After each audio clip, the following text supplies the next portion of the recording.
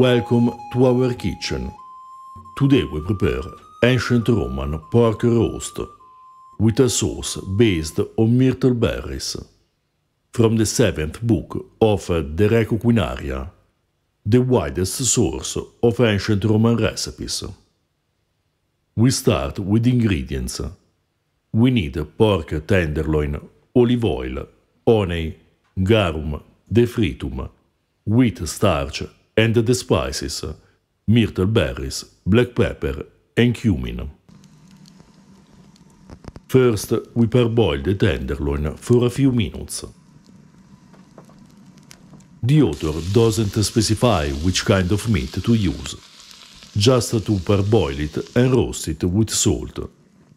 We preferred to spit roast the meat, but choose the method you prefer.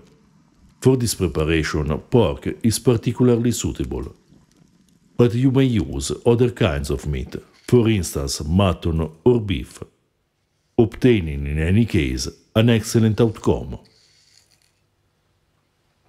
Meanwhile, we pound the myrtle berries, cumin and pepper in the mortar, and dilute them with garum, defritum, olive oil and honey.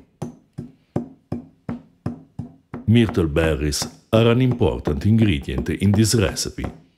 They give a complex Mediterranean aroma.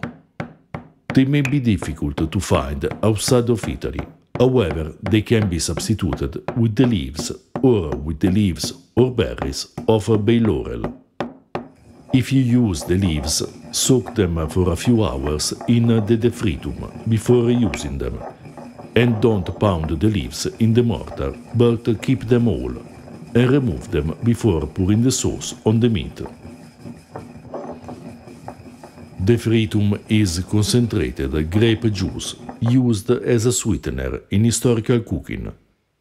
To prepare it, pound some grapes in the mortar and sift the juice. Then cook it at low heat until it reduces by half. If you prefer, use grape juice already prepared, paying attention that it doesn't have added sugar. You may substitute it with honey or resin wine. Garum may be substituted with a Southeast Asian fish sauce, colatura di alici or ancient Muria, or even salt. You find the links to the recipes for garum and Muria in the description below.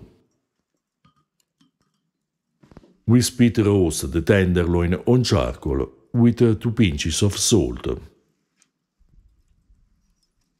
In the historical recipes, we frequently find the direction of cooking 2 times the meat to make it more tender. And this is a good technique when you cook tough cuts of meat. Tenderloin is very tender on its own. So if you use this cut, you can skip this step. However, parboiling the meat for a very short time can improve even tenderloin. If you use a tougher cut, such as a pork collar or a shoulder, you need to simmer it for a longer time. When the tenderloin is cooked through, we bring the sauce to a boil, add a bit of starch diluted in water, and cook until the sauce thickens.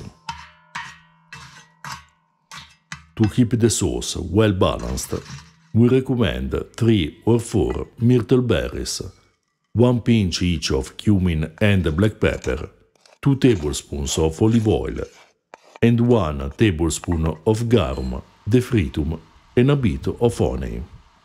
Try the sauce and adjust it to your taste.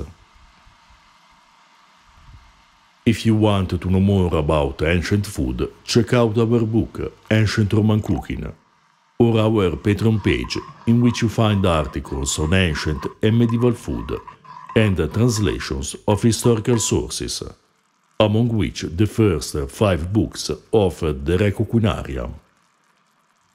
If you are interested in the passage between ancient and medieval cooking, we recommend our new book, De Observatione Ciborum, Early Medieval Recipes at the Court of the Franks, with a commentary and the translation of a 6th century text written by the Byzantine physician Antimus. For more information about medieval food, check out Registrum Coquine, a medieval cookbook, with the translation of a source written in the 15th century.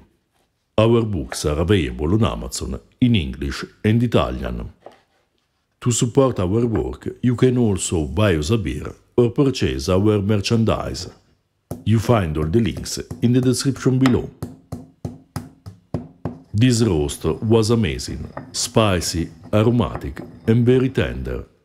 The aroma of myrtle berries pairs perfectly with cumin enhanced by the spiciness of pepper, and is incredible with the smoky flavor of the meat and the complexity of the mixture of sweeteners, garum, and olive oil.